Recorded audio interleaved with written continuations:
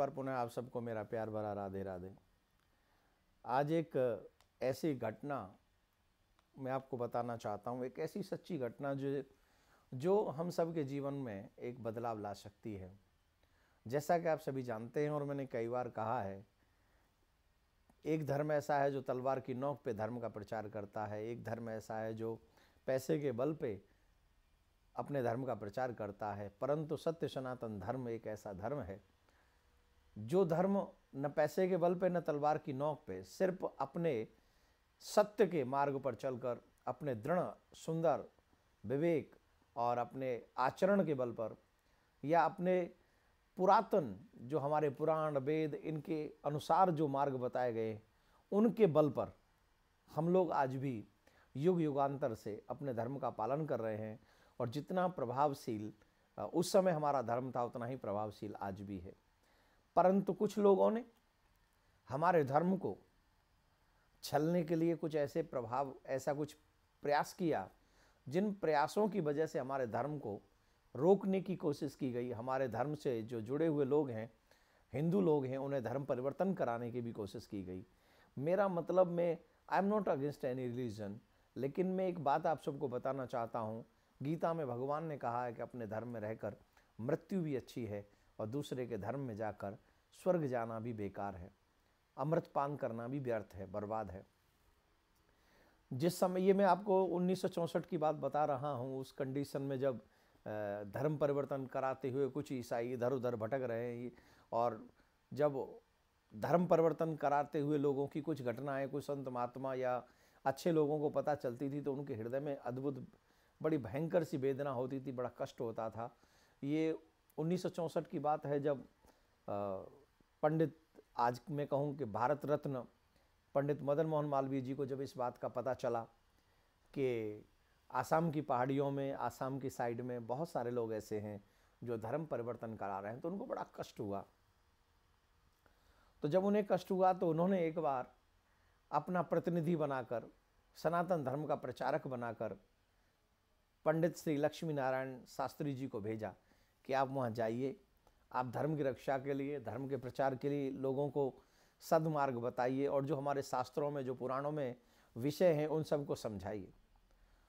तो पंडित मदन मोहन मालवीय जी की बात मानकर शास्त्री जी वहाँ से चल पड़े और आसाम की पहाड़ियों की तरफ वो बढ़ने लगे। तो जब उस तरफ वो जा रहे थे तो वहाँ पर एक नदी पड़ी और उस नदी को नाव से ही पार किया जा सकता था। तो उस नदी को नाव से पार करने में अधिक समय हो गया, अंधकार होने लगा, और जब अंधकार छाने लगा तो फिर उनको लगा कि अब इस नदी के उस पार कैसे आ तो गए हैं, पर रात्रि में कहाँ जाएं, कहाँ डेरा डालें, क्या पता। तो नदी के उस पार जाने के बाद जब उन्होंने अचानक से देखा तो दूर एक जगह पर, उस समय लालटेन जलती थी, लाइट तो उतना होती नहीं थी, तो लालटेन का हल्का सा रोशनी वहाँ पर उनको दिखाई दिया। तो वो उसी दिशा में चलने लगे और जब उस स्थान की तरफ पहुंचने लगे, पास में जाने लगे, तो वहाँ पर एक जो ईसाइयों के फादर होते हैं, वो लाट फादरी की वो कोठी थी। तो वो लाट फादर उस समय ऊपर छत पे ही बैठे थे। तो उन्होंने एक अनजान व्यक्ति को अपनी तरफ आते हुए देखा, लाट फादर ने। तो उन्होंने आवाज़ लगाई, कौन? पर शास्त्री जी ने कोई जवाब नहीं दिया। तो गुस्से में वो लाट पादरी अपने छत से नीचे उतर के आए और सामने जाकर खड़े हो गए। वो क्रोध के मारे उनका चेहरा तमतमा रहा था। उन्होंने गुस्से में जाकर कहा कि तुमसे मैंने नाम पूछा, नाम बताते क्यों नहीं हो, कौन हो तुम? तब श्री शास्त्री जी ने जवाब दिया, पंडित लक्ष्मी नारायण शास्त्री। और जैसे ही नाम सुना, उस पादरी ने तुरंत अपने सर से हेड उतारा और पंडित जी को, शास्त्री जी को लंबी साष्टांग प्रणाम की और साष्टांग प्रणाम करके उनको कहा कि आइए आइए। उनको अपने कक्ष में लेकर गए, कोठी में लेकर गए और वहाँ उनको आसन दिया। और जब आसन दिया वो विराज गए, बड़ा आदर कर रहे, बहुत ही आदर करने लगे। और जैसे ही अंदर बैठाला फिर उनको कुछ फल वल ला के दिए कि आप पाइए। लेकिन वो जानते थे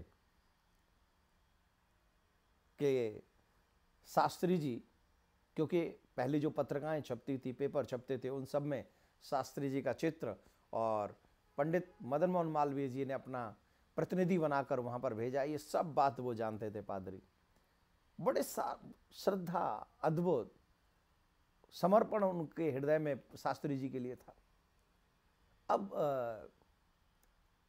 शास्त्री जी के विषय में वो ये भी जानते थे कि विधर्मियों के हाथ का वो कुछ खाएंगे नहीं, इसलिए एक बगल में मंदिर था, मंदिर के पास पंडित जी जो मंदिर में रहते थे वहाँ गए, उनको कुछ पैसा दिया और कहा कि पंडित जी हमारे घर में बहुत ही सनातन धर्म के पुजारी जो है आए हैं और बहुत ही कट्टर सनातन धर्मी हैं, आप कृपा करके उनके लिए कुछ सामग्री ले आइए, पैसा आप ये ले लीजिए, आप आटा चावल दाल घी जो भी लाना है आप लाइए, वो हमारे हाथ से कुछ नहीं खाएंगे, तो आप जाके उनकी सेवा कीजिए।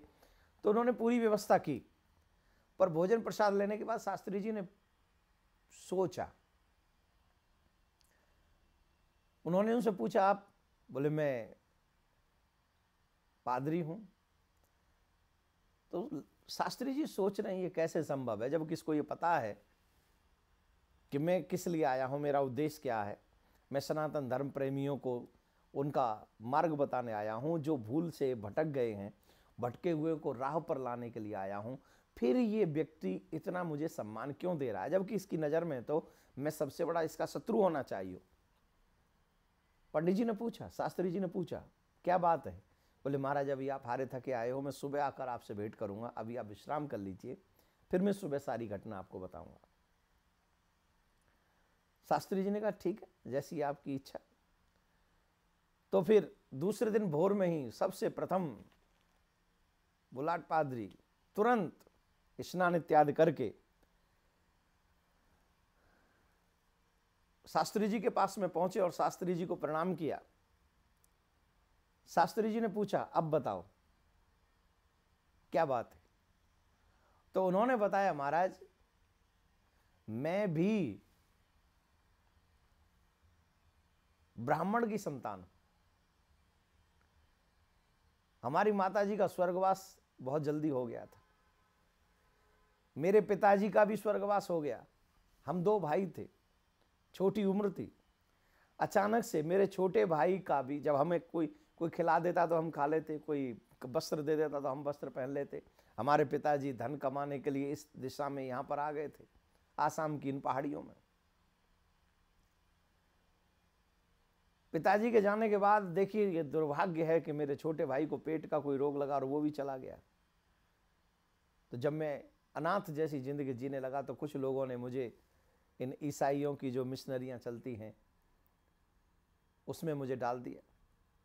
ब्राह्मण कुल में जन्म लेने के नाते मेरी बुद्धि प्रखर थी, वहीं पर ये पढ़ाने लगे। तो जब ये मुझे पढ़ाने लगे तो उस क्लास में, उस स्कूल में मैं नंबर 1 आने लगा। ब्राह्मण कुल में जन्म लिया था, मेरी बुद्धि अच्छी थी। उस स्कूल में, उस कॉलेज में मैंने नंबर 1 किया। फिर इन्होंने अपने खर्चे से मुझे अमेरिका भेज दिया। अमेरिका से मैं पढ़ के आया और जितना भी बुद्धि भगवान ने मुझे दी उसको मैंने उपयोग में लिया। इन्होंने मुझे पादरी बना दिया और एक ईसाई लड़की से मेरी शादी करा दी। वो लड़की बड़ी सुंदर थी, वो हमेशा मेरे साथ में रहने लगी। अब मुझे हिंदू धर्म से क्या लेना देना था, मैं तो छोटे से ही इन्हीं के बीच में पला बड़ा हुआ। अचानक से विधि का विधान है, बड़ा विचित्र सा है, मुझे टीबी का रोग लग गया और इस स्थिति में पहुंच गया कि मेरे मुंह से रक्त आने लगा। और जब मेरे मुंह से रक्त आने लगा तो जो सुंदर लड़की, ईसाइयों की लड़की जो हमेशा मेरे साथ रहती थी, जब उसे पता चला कि मैं बीमार हूं, उसे पता चला मैं बीमार रहता हूं, वो भी इस तरीके का बीमार रहता हूं, तो अब वो बाहर, अब अंदर रूम में नहीं आती, अब वो मेरे से दूर दूर रहती है। मेरे से थोड़ा नहीं, बहुत दूर रहती है। आश्चर्य तो इस बात का है, वो गेट पे ही कभी कभार आकर पूछ लेती है, डॉक्टर हाउ आर यू, कैसे हो, और चली जाती थी। फिर आती, कई पूछ लेती हाउ आर यू, फिर वो डांटती थी, कभी कभी वो रूम में नहीं आती थी। रोटी पानी भी ऐसी फेंक के किसी न किसी के हाथ से भिजवाती थी। एक दिन को उसने कहा, डॉक्टर हाउ आर यू, अगर इतने बीमार हो हॉस्पिटल क्यों नहीं चले जाते। वो मुझे हॉस्पिटल में भेज आई, मैं अपने आप ही चला गया था। वो कभी कभार हॉस्पिटल में देखने आती और सिर्फ दूर से पूछती, doctor how are you. Hospital में पड़े पड़े अचानक से मुझे, क्योंकि काफी वहां नर्स डॉक्टर जो थे वो हिंदू लोग थे, उस हॉस्पिटल में भगवान श्री कृष्ण का चित्र था, तो मेरी संवाद हुआ, मैंने पूछा तो मुझे पता चला, तो मैंने कृष्ण को देखा, कृष्ण को देखते ही मैंने कहा, हे कृष्ण तो मुझे ठीक कर दो, हे गोविंद मुझे ठीक कर दो। और अब मुझे भारतीय संस्कृति और पाश्चात्य संस्कृति का पता चल रहा था। उसी स्त्री की जगह अगर कोई भारतीय स्त्री होती तो दिन रात लगकर वो मेरी सेवा करती, लेकिन ये पाश्चात्य स्त्री जो मुझे दूर से खड़े होकर ही सिर्फ महीने में 15 दिन में सिर्फ एक बार पूछने आती है, डॉक्टर हाउ आर यू, और चली जाती है। तब मुझे भारतीय संस्कारों की याद आई और मैंने भगवान श्री कृष्ण से कहा, हे भगवान आप मुझे एक बार ठीक कर दीजिए, और अगर आप मुझे ठीक कर देंगे तो मैं आपको वचन देता हूं कि सबसे पहले अगर कोई काम करूंगा तो इस लड़की को तलाक दूंगा, दूसरा काम अपने धर्म में वापस जाऊंगा, तीसरा काम किसी गरीब अच्छे कुल की बेटी से विवाह करके अपना जीवन व्यतीत करूंगा और सनातन धर्म का प्रचार करूंगा। जो अब तक मैंने इतने पाप किए, न जाने कितने हिंदुओं को मैंने क्रिश्चियन बनाया है, उन सभी पापों को मैं अपने इसी जीवन में धो लेना चाहता हूं। हे प्रभु कृपा कर दो, हे गोविंद कृपा कर दो। तो ऐसे उसने जब पुकारा श्री कृष्ण को, तो देखो ठाकुर जी की लीला, उसका इतना बड़ा रोग जो प्राण घातक था, सच्चे मन से जब भगवान श्री कृष्ण को उसने पुकारा, उसका रोग समाप्त हो गया। फिर उसने उस लड़की से तलाक भी ले लिया। और वो पादरी आज शास्त्री जी के चरणों में लौट गया, हे शास्त्री जी मैं तो आपके आने का इंतजार कर रहा था, अब देर मत करो, मुझे मंदिर में ले जाओ, मुझे भगवान के चरण का चरणामृत पिला दो, मुझे वापस ले आओ, मुझे भगवान श्री कृष्ण का बना दो। अब तक जो अधर्म मैंने किए हैं उस अधर्म को समाप्त करा दो और मेरे ठाकुर से मेरा संबंध जोड़ दो। शास्त्री जी को लगा कि सोई हुई सनातन आत्मा आज जागृत हो गई, मानो श्री कृष्ण ने भटके हुए को ही कह दिया हो, अरे तू क्यों भटक रहा है, अब तो आजा, न जाने कितने लोगों को तूने गलत रास्ते पर चला दिया, अब तू खुद ही सही रास्ते पे आ जा, औरों को भी सही रास्ते पे ले आ। तो ऐसे ठाकुर जी का ये चमत्कार, भगवान श्री कृष्ण के नाम का चमत्कार, उसके इतने बड़े रोग को ठीक कर दिया, ऊपर से उसे शास्त्री जी से मिलवाकर उसे सनातन धर्म प्रेमी बना दिया और ठाकुर ने उसे अपने चरणों में लगा लिया। ऐसी ये घटनाएं हमारे जीवन में बहुत ही, ये 64 की घटना है, लेकिन हम सब के लिए एक उदाहरण है। हम सबको चाहिए कि हम सदमार्ग पर चलें, अपने धर्म में सच्ची निष्ठा रखें और अपने धर्म में निष्ठा रखकर, अपने धर्म को अपनाकर, अपने शास्त्रों के अनुसार जो बताए हुए मार्ग हैं उन मार्गों पर चलकर हमें अपने जीवन का कल्याण करना चाहिए। और जो लोग भटके हुए हैं उनको भी सही मार्ग पर लाकर भगवत श्री कृष्ण के चरणों का अनुरागी बनाकर हमें आगे बढ़ाना चाहिए। इन्हीं शब्दों के साथ आज की इस बात को, इस विचार को पूरा करेंगे। फिर मिलेंगे किसी नए विचार के साथ। इस विचार से अगर आप सहमत हैं, आप सुनिए, औरों को भी इसे शेयर कीजिए, जिससे हम सब अपने धर्म की रक्षा के लिए आगे बढ़ सकें। राधे राधे श्याम, राधे श्याम, राधे श्याम, राधे श्याम, राधे श्याम, राधे श्याम, राधे श्याम। विश्व शांति सेवा चैरिटेबल ट्रस्ट के द्वारा चलाए जा रहे सोशल मीडिया से आप सभी भी जुड़ें। YouTube के सब्सक्राइबर बनने के लिए YouTube में टाइप करें देवकीनंदन जी महाराज। फेसबुक पर पूज्य महाराज जी के आधिकारिक पेज को लाइक करने के लिए देवकीनंदन ठाकुर जी सर्च करें। ट्विटर पर पूज्य महाराज जी को DN_ठाकुर_जी फॉलो करें।